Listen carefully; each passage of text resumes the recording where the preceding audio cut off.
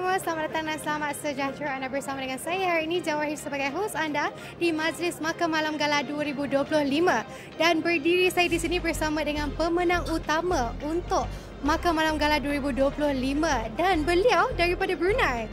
Hai Encik, apa khabar? Baik. Okey, jadi saya ada beberapa soalan yang ingin ditujukan kepada Encik.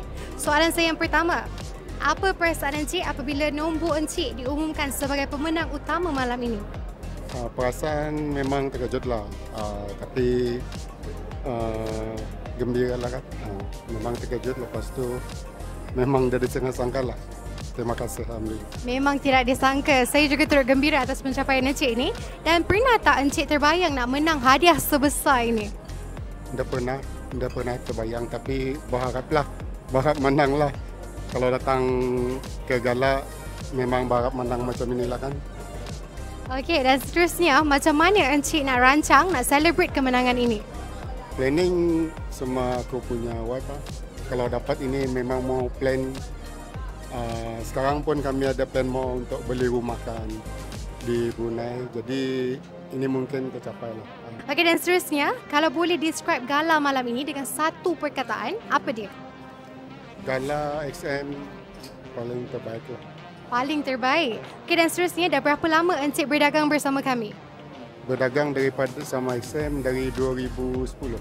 2010 sampai 2025. 15 tahun Encik setia bersama dengan kami. Terima kasih Encik. Dan seterusnya, apa yang buat Encik pilih platform kami? Satu, ia mudah diketani faham. Satu, banyak macam kelebihan-kelebihan macam bonus, lucky draw, sama tiap tahun ada gala kan. Jadi banyaklah yang hadiah-hadiah selain daripada malam gala. Hadiah tahunan, bulanan pun ada, bonus-bonus pun banyak. Jadi untuk urusan withdraw ke deposit pun mudah. Ya betul, jadi XM memang menyediakan semua yang terbaik untuk semua klien XM. Dan yang terakhir daripada saya, apa mesej yang Encik nak sampaikan kepada trader semua di luar sana? Pada trader di luar sana, konsisten lah, tapi yang penting ada cukup ilmu, pengetahuan. Jadi jangan putus asa lah. Rezeki indahkan salah alamat. Terima kasih kepada Encik kerana luangkan masa untuk sesi temu duga kita pada hari ini. Dan terima kasih kerana sudi datang hadir ke Makan Malam Gala. Kita akan jumpa di hari yang seterusnya.